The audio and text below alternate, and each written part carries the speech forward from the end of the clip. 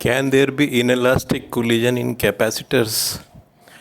देखो, nature likes symmetry, और जहाँ भी लॉसेस वाले फॉर्मूले हैं, इनइलास्टिक कोलिजन इन कैपेसिटर में इसलिए बोल रहा हूँ कि आपको याद करना बहुत आसान हो जाएगा, इसलिए मैंने ऐसा टर्म यूज़ किया।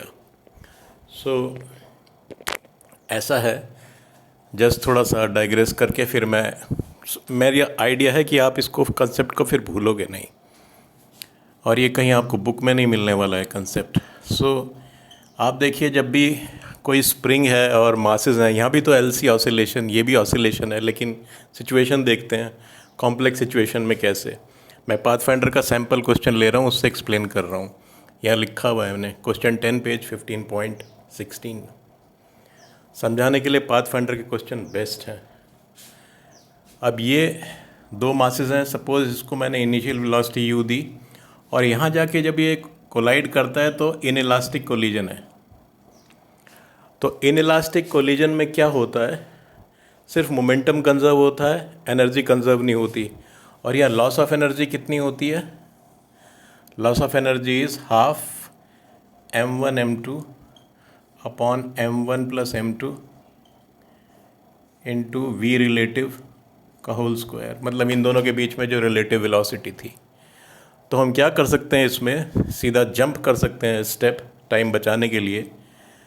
इनिशियल एनर्जी और फाइनल एनर्जी हम कंजर्व नहीं कर सकते क्योंकि बीच में इनइलास्टिक है।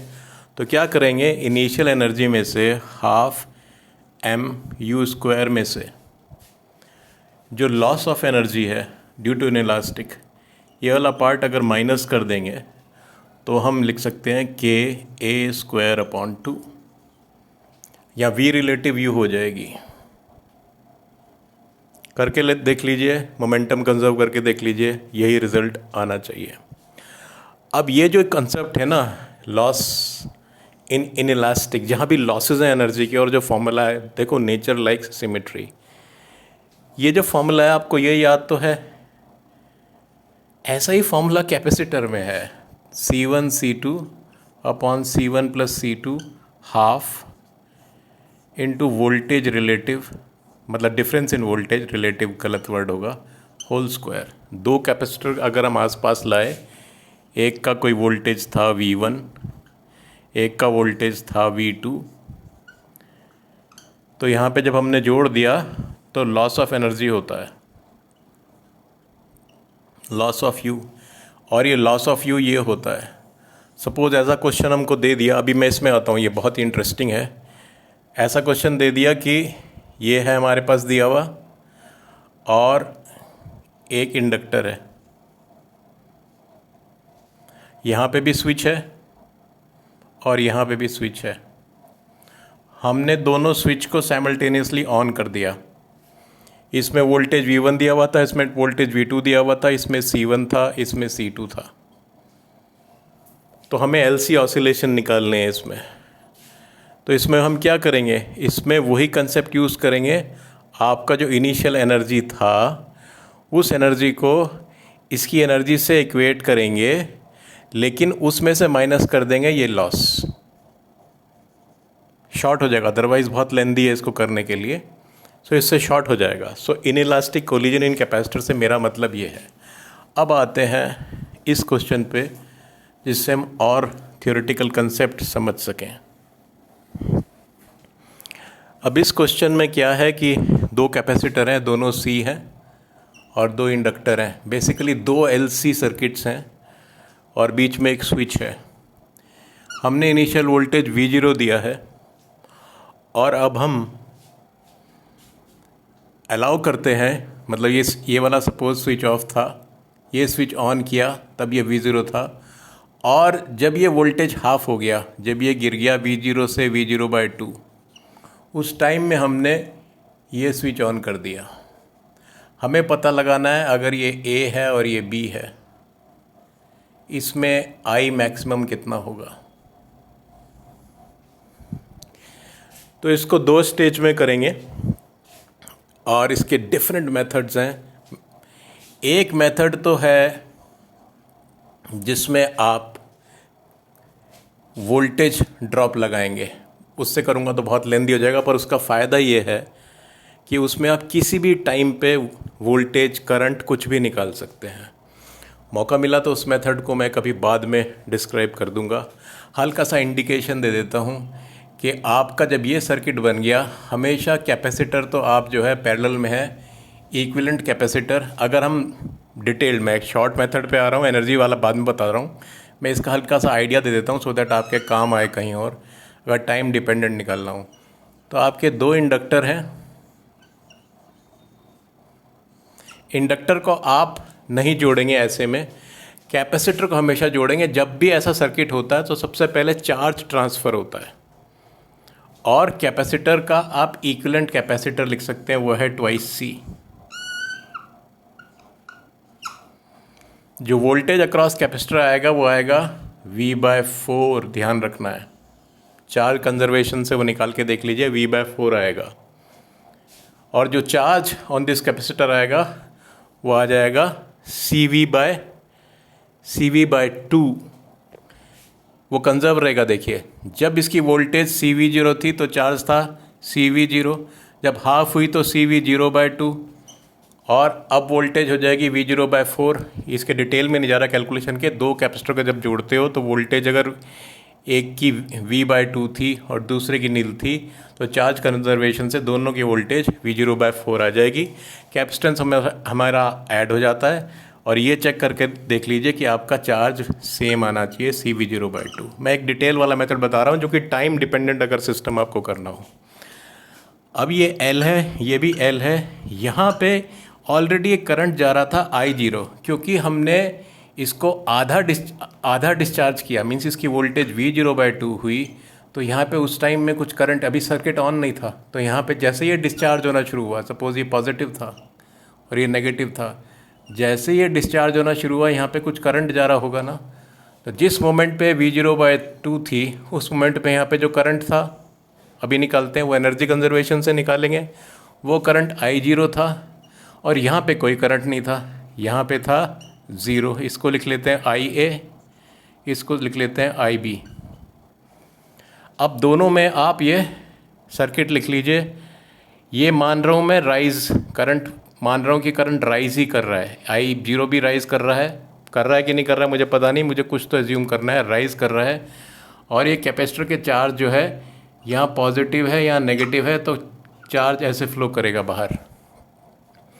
तो उससे आप दोनों के किरचॉफ्स लॉ से लिखेंगे, दोनों को ऐड करेंगे, IA + IB is I is -dq/dt। उससे एक लेंदी मेथड आएगा, लेकिन वो मास्टर मेथड है क्योंकि टाइम डिपेंडेंट आप निकाल सकते हो। अब मैं आता हूँ एनर्जी मेथड पे,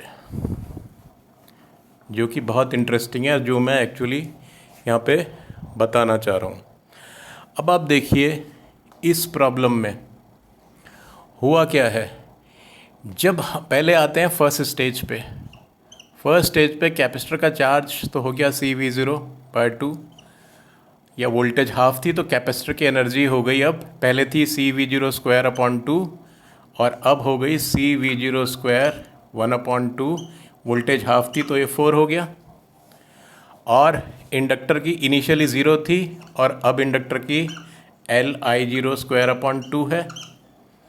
ये इक्वेट कर लीजिए। एनर्जी कंजर्वेशन अभी तक स्विच ऑन नहीं किया। इस स्टेज पे आने के लिए स्टेज 1 तो आपको करना पड़ेगा, बस यही स्टेज है, उसके बाद बहुत इजी है, ये भी इजी है।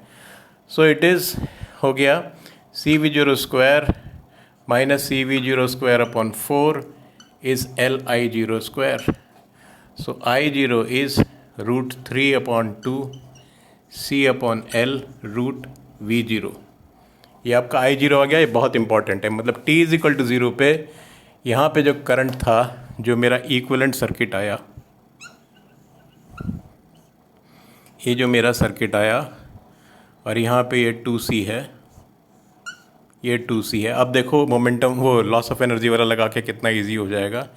ये IA है, ये IB है।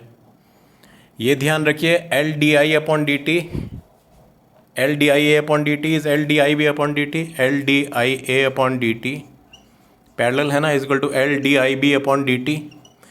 लेकिन ये कभी मत कर देना IA = IB, इसका मतलब ये नहीं है, इसका मतलब है IA = IB + C। जब जो आपने इंटीग्रेट किया कांस्टेंट लगाना पड़ेगा ना, लिमिट तो हमने लगाई नहीं है, इसलिए कांस्टेंट लगा दिया. At t is equal to 0 I B was 0 and I A was I zero. So this value. So एक ये इक्वेशन आ गई हमारी, एक ये इक्वेशन आ गई और एक ये इक्वेशन आ गई. अब देखिए वो वाला कंसेप्ट लगाते हैं.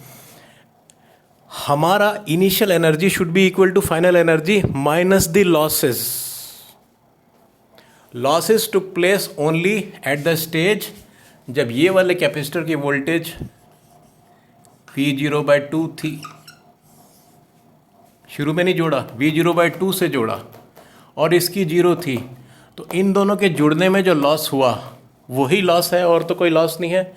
सो इनिशियल एनर्जी जो कैपेसिटर की थी CV0/2 थी ना. इनिशियल एनर्जी तो हमें ये दी हुई थी ना, पेन चेंज कर लेता हूँ.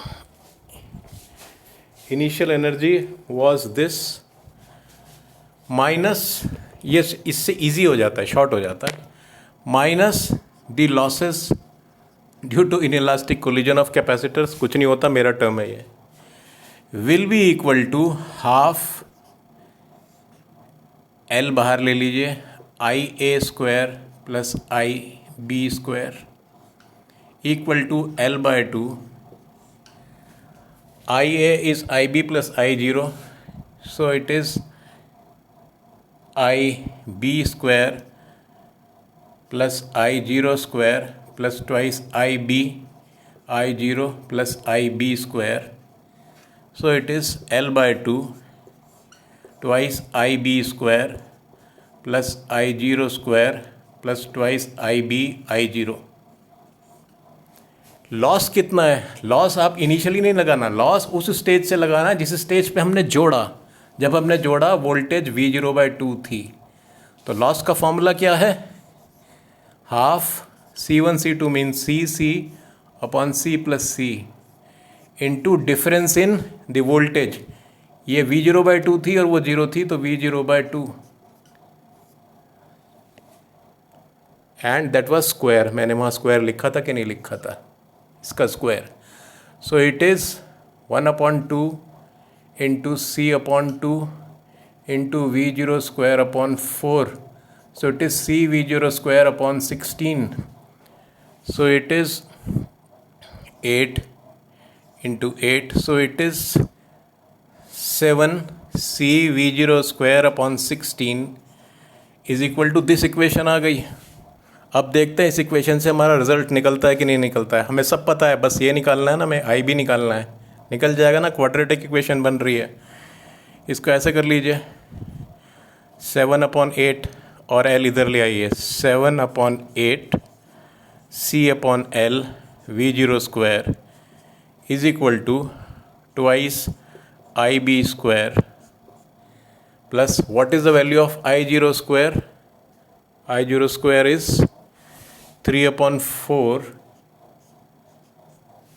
C/L V0² is I0² plus twice IB and I0 is √3/2 √C/L V0.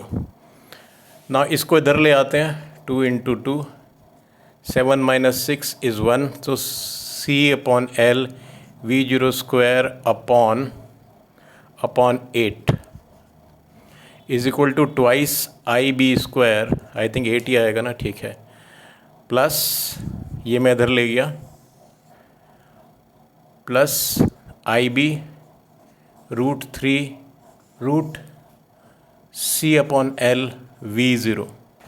ये आ गया quadratic equation. So IB is equal to minus B which is minus √3 √C/L V0 plus minus square root इसका square 3 into C V0² upon L and this is there. So minus 4AC. So it is plus and it is this into this 1/4 into 4, so it is CV0² upon L as it is आएगा, because this into this is CV0² upon 4L and 4 से multiply करना था, 4 सो ये ऐसा आ गया divide by 2। So answer is plus minus, ये सिर्फ हमारा डायरेक्शन दे रहा है, हमें मैग्नीट्यूड निकालना है। तो मैक्सिमम कब होगा, जब ये दोनों ऐड होंगे, भले ही नेगेटिव में ऐड हो रहे हैं। सो माइनस में बाहर लेता हूँ, ये सिर्फ डायरेक्शन दे रहा है। और नीचे आपके है 2 into 2, so it is √3 plus square root of 3 + 142 upon 4 into √C/L V0 and this is value of IB, maximum value of IB। Sine का मतलब सिर्फ डायरेक्शन से मतलब है करंट का जो सर्किट में फ्लो होगा। और इसमें आंसर चेक कर लेते हैं, 2 + √3/4 C/L square root V0 square अंदर ले लिया तो स्क्वायर हो गया। So answer is correct. इसका जो दूसरा मेथड है वो भी बहुत इंटरेस्टिंग है, जो मैंने हल्का सा हिंट दिया उससे करके देखिए, टाइम डिपेंडेंट इक्वेशन निकालनी हो तो इसमें एक ही चीज़ ध्यान रखनी है, किसी स्टेज पे दूसरा कैपेसिटर जोड़ा, वहाँ की आप लॉस ले लो और बाकी फिर इनिशियल एनर्जी तो ले ही लो जो भी कैपेसिटर की थी, माइनस लॉस कर दो और इक्वल टू फाइनल एनर्जी, क्योंकि करंट तब मैक्सिमम होगा जब पूरा कैपेसिटर जो है डिस्चार्ज हो जाएगा हमारा, तभी तो करंट मैक्सिमम होगा ना ILC सर्किट में। So that was the method.